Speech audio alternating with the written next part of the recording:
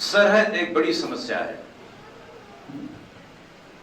मैंने कल आपको बताया था कि दुनिया में गरीबी खाली इसलिए बना के रखी गई है कि सरहद के उस पार के देश ने गरीब पाल रखे, और जब तक पाकिस्तान गरीब पाल के रखेगा, इंडिया गरीब पाल के रखेगा ही। इंडिया की सरकार एक ऐसा दुष्चक्र में हम सब फंस गए हैं। हम सरकार बदल सकते हैं तो इंडिया की ही, हमें ऐसा कोई वोट का अधिकार नहीं है कि हम पाकिस्तान की सरकार बदल दें। हम उससे कहें कि तुमने अपने देश में गरीब क्यों पाल रखे हैं, तुम्हारी वजह से हमें अपने देश में गरीब पाल के रखने पड़ रहे हैं। हमारे पास मेरे हाथ पाकिस्तान तक नहीं जाते, हमारे हाथ चीन तक नहीं जाते, और दुनिया के किसी देश के सरकार में रहने वाले लोगों के हाथ दूसरे देशों तक नहीं पहुंचते। इसलिए दुनिया के हर देश में मुट्ठी भर लोग हैं, 1-2% लोग, 100 में 2-4 लोग, वो सारे इंतजाम अपने लिए कर रहे हैं, बाकी लोगों को छोड़ दिए और मान लिए हैं कि इनका कुछ नहीं हो सकता। 1991 में 92 में नरसिम्हा राव की सरकार थी। नरसिम्हा राव की सरकार के दौरान सभी पार्टियों का एक सम्मेलन हुआ था, जिसमें यह तय कर लिया गया था कि दुनिया में भारत को रेस में रखने के लिए, दौड़ में रखने के लिए एक नीति बना दी जाए कि भारत में जितना भी पैसा होगा वो सब हम केवल दिल्ली, बंबई, कलकत्ता, 4-5 बड़े शहरों को दुनिया के बराबर टक्कर में खड़ा करने के लिए खर्च करेंगे और पूरे देश को हम छोड़ देंगे। वह नीति जो सन 91 में बनी थी, आज के लगभग 28 साल पहले, वह नीति बदस्तूर जारी। इसमें वह कोई पार्टी इस नीति में बदलाव नहीं करती। इसलिए अब आने वाले दुनिया में आप सरकारें बदलेंगे, पार्टियां बदलेंगी, वहां जाके प्रधानमंत्री के सामने वो कागज रख दिया जाता है कि सर ये एग्रीमेंट है सर, इस एग्रीमेंट के तहत भारत में हम जो पैसा खर्च करेंगे वो केवल दिल्ली, कलकत्ता, बंगलोर, बंबई, चेन्नई और जगह खर्च नहीं कर सकते सर।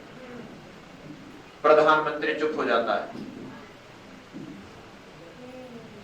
जैसे आपके घर का बच्चा आप पढ़ाते लिखाते हो, काबिल बनाते हो, डॉक्टर बन जाता है, आईएएस बन जाता है, दिल्ली चला जाता है, फिर उसकी शादी हो जाती है और उसकी शादी होने के बाद उसकी पत्नी आती है और ये कहती है कि देखो जानू, ये अपने माँ बाप, सासू ससुर, माँ बाप, फूफा फूफी, मौसा मौसी, फुफेरा भाई, ममेरा भाई, आपके भाभी, आपके रिश्तेदार, इन सब लोगों को लेकर नहीं चल पाओगे। आप एक काम करो, टेलीफोन नंबर बदल लो।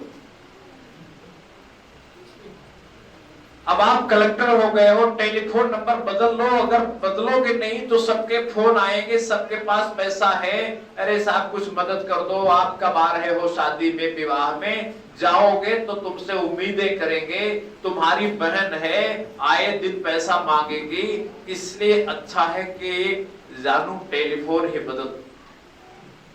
अब जब नंबर नहीं रहेगा तो फोन कहां करेगी, दिल्ली आएंगे भी तो वो आपका पुलिस वाला, सिक्योरिटी वाला उनको भगा देगा, कहेगा यहां नहीं रहते, कोई साथ जाओ, आपको परमिशन नहीं है, पास नहीं मिलेगा घर में जाने के लिए।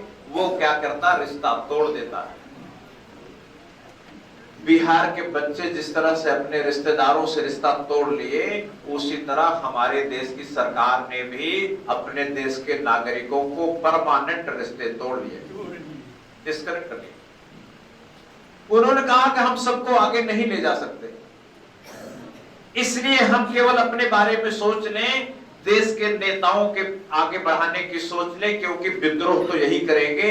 इनको एमपी लैंड दे दो 5 करोड़ रुपया, इनके मुंह बंद कर दो कि अपने लोगों के एरिया के बारे में बात मत कर रहा, ये लोग 5 करोड़, तुम चुप रहो। तुम्हारा एमपी, तुम्हारा एमएलए, सबके मुंह में पैसे की गड्डियां डाल दी गई, सब चुप है। हमारी मशीनरी फेल हो गई है, पूरा जो ताना बाना था ये चरमरा गया है। देश से लेकर विदेश तक की स्थिति पैदा हो गई है। यही काम पाकिस्तान ने भी किया है। क्यों? क्योंकि इंडिया ने किया। ये जो देखी देखा दुनिया में ये तकलीफ हो गई है, इसका कोई अंत नहीं है।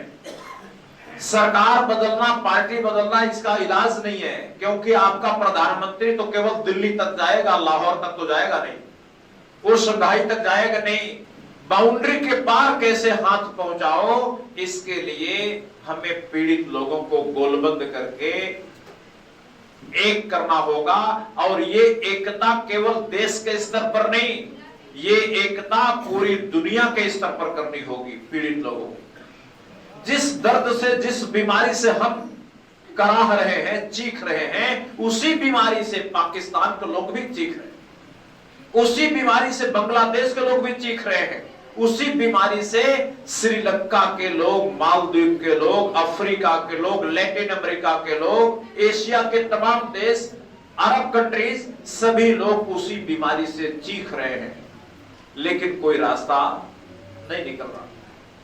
चुनाव था वो फेल हो गया। इसलिए हमें अंतरराष्ट्रीय सुधारों के बारे में सोचना पड़ेगा कि हमारा कोई हाथ दुनिया तक पहुंचे। इसीलिए जब हम लोगों ने पार्टी रजिस्टर कराई तो इसका नाम अंतरराष्ट्रीय रखा, इंटरनेशनल रखा। देश के लेवल की पार्टी अब कुछ नहीं कर सकती, केवल लोगों को धोखा दे सकती है, वोट ले सकती है, सरकार बना सकती है, नेताओं का भला कर सकती है और सरकारी कर्मचारियों का वेतन बढ़ा सकती है। और बाकी जो लोग सरकारी कर्मचारी नहीं हैं, सफल व्यापारी नहीं हैं, उनके लिए सरकार कुछ नहीं कर सकती, कुछ नहीं कर सकती। ऐसी स्थिति में हमारे ऊपर जिम्मेदारी बहुत बढ़ गई। हमें दुनिया को सुधारने की बात करनी पड़ेगी, केवल देश की नहीं। और इतना बड़ा काम करने के लिए बड़ा व्यक्तित्व चाहिए।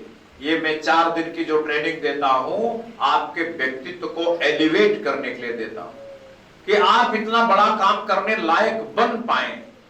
अगर केवल वोटरशिप की बात होती तब तो हम 5 घंटा बहुत था ट्रेनिंग, फिर जरूरत नहीं।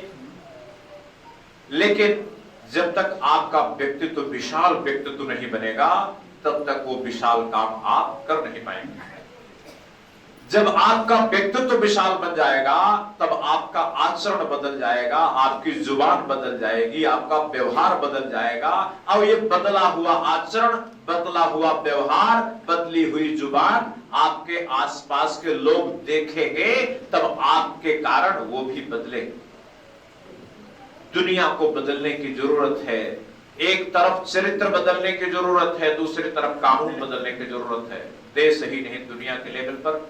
इसलिए हमारी सभी कोशिश अंतरराष्ट्रीय, वैश्विक है, ग्लोबल है। और प्रभु की परिभाषा गड़बड़ थी, वो भी हमने कर दिया ग्लोबल।